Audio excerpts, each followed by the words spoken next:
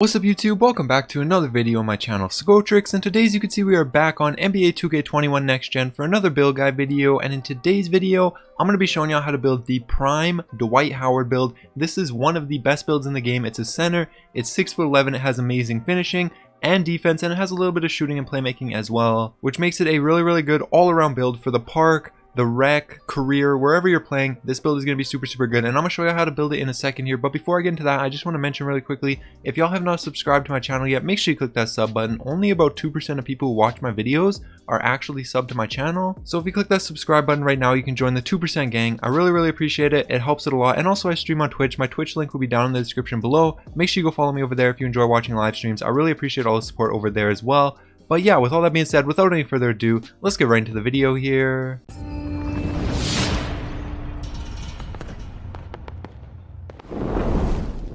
Alright, so first up on this screen, nothing really matters too much. The only thing that's important is you want your position to be a center, just like Dwight Howard in real life. Then your hand, jersey number, name, none of that matters. You can set that up however you want, then just go ahead and click continue. Now for the body settings right here, first off, for the height, you do just want to bring this down 1 inch to 6'11", and this is Dwight Howard's height in real life. And it's also the best height to make this build because as you can see, a lot of your attributes like driving dunk and driving layup go up, and those are going to go up even further as we go through the next few slides. And you're still going to be taller than most big man builds. You know, you don't have to be 7 foot, 7'1", anything like that, because you're still going to be at least 2 inches taller than most other big man builds with 6'11" right here, because most big men are about 6'9", 6'8". So you'll be good on the height. You might as well get those extra attributes compared to if you went to like 7 foot, you don't have them. So right there, 6'11", that's the perfect spot to be. Then for the weight right here, you want to bring this down quite a bit to 238 pounds. And the reason you bring this down is just so that you can get your speed a little bit higher, but you don't want to lose too much of anything else. You don't want to lose too much interior defense, too much strength, none of that. But the speed is a good boost. You can get all the way up to a 70 speed, and once you get into the Gatorade facility, that'll get even higher. Once you get above 95 overall, that'll get even higher. So you'll have plenty of speed on this build.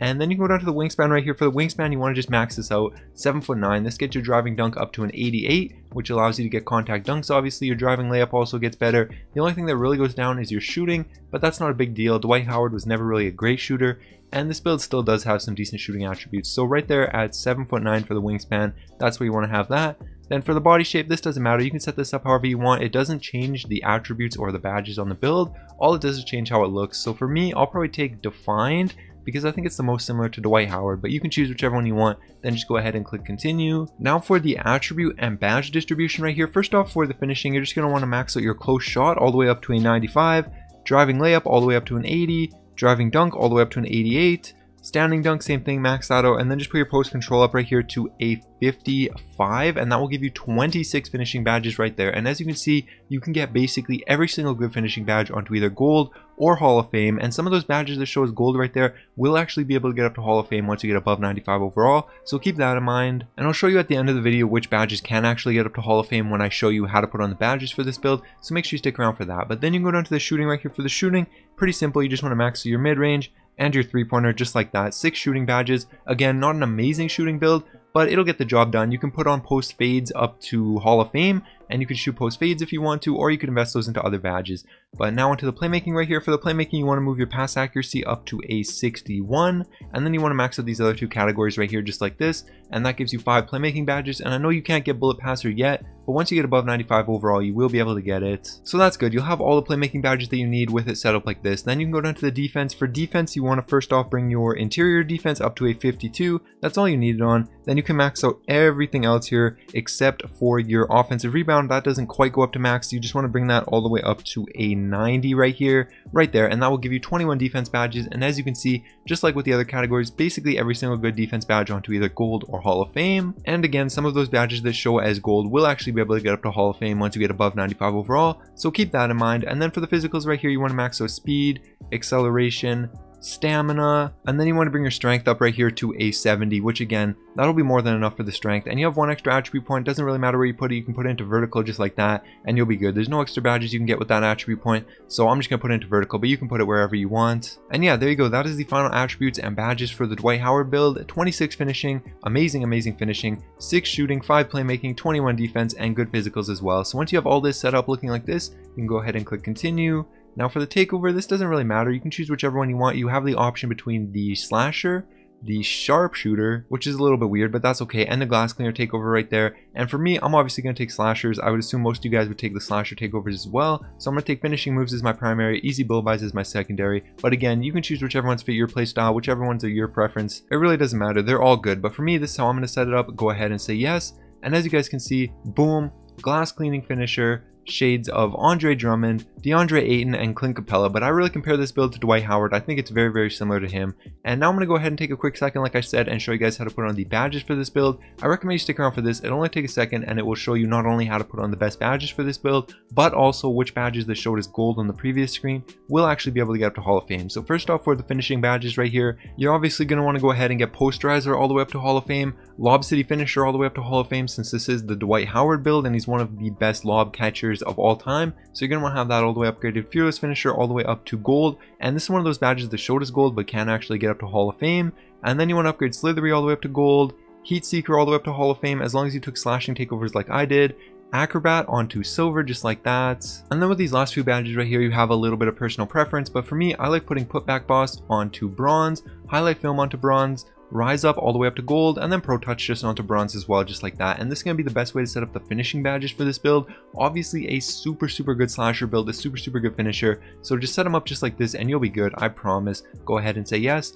Now for the shooting badges right here, I'm going to go ahead and get Fade Ace all the way up to Hall of Fame so I can shoot post fadeaways. Again, if you don't want to shoot post fadeaways, you don't have to upgrade this, you could put it somewhere else. Maybe instead of Fade Ace, you just want to upgrade like Catch and Shoot and Corner Specialist both onto gold just like that, so you can catch and shoot threes in the corner. That would be good as well, but for me, Fade Ace is the way to go. I'm going to upgrade that, and then I'll also upgrade probably Catch and Shoot onto silver just like that. But a few other good badges would be probably Corner Specialist or maybe Hot Zone Hunter if you have a lot of hot zones. But for me, this is how I'm going to set up the shooting badges right here. This is good. Go ahead and say yes. Now for the playmaking badges right here, first off, I'm going to go ahead and get Bullet Passer all the way up to gold. Again, this is the badge that I said you have to get up to, I believe, a 97 or a 98 overall to unlock. But on this build, it should not be hard to maintain that overall. So once you get there, you'll be set. And then with these last two extra badges right here, I'm just going to put into Unpluckable onto silver just like that. You could also put Quick First Step or even Downhill if you're getting rebounds and you want to run in transition. You could upgrade Downhill, but the speed with ball on this build isn't super amazing. So I probably don't recommend that. That's more of a badge for 6'9" big men that have a little bit higher speed with ball. So for this build specifically, this is going to be the best way to set up the playmaking badges in my opinion. I'm just going to go ahead and say yes. Now for the defense badges right here, first off, you're going to want to go ahead and upgrade Rebound Chaser all the way up to Hall of Fame, Rim Protector all the way up to gold as well. Then if you took a defensive takeover, you're probably going to want to get Hot Stopper. I didn't, so I'm going to ignore that. Instead, I'm going to go ahead and get Intimidator all the way up to Hall of Fame. I'm going to get Worm and Box both onto bronze just like that. Heart Crusher onto silver, Chase Down Artist onto bronze. And then with these last few badges, it really depends. If you plan on setting a lot of screens, you could invest into Brick Wall. I really don't plan on setting screens, so I'm not going to invest into that. And a few other good badges would be Interceptor, Pogo Stick, like I said, Hot Stopper if you took a defensive takeover. But for me, these four badges right here are the four that you're going to want to decide between for your last badge here. And for me personally, I'm going to go ahead and invest into Pogo Stick all the way up to gold and Interceptor into silver just like that. And this is how I'm going to set up the defense badges. But again, Brick Wall, Hot Stopper, those are both good badges for specific situations as well. So keep that in mind when you're deciding how to set up your defensive badges. But for me, this is how I'm going to go ahead and confirm it. And there you guys go. That's how you build the best Dwight Howard build in NBA 2K21 Next Gen. Hopefully you guys enjoyed this video. If you did, make sure you like, subscribe to my channel if you're new. Like I said, only 2% of people who watch my videos are actually subscribed to my channel. So if you click that sub button right now, you can join the 2% gang. I really appreciate it. It helps a lot. And also I stream on Twitch. My Twitch link will be down in the description below. Make sure you go follow me over there as well. I really appreciate that. But yeah, that's going to be it. All right. Peace.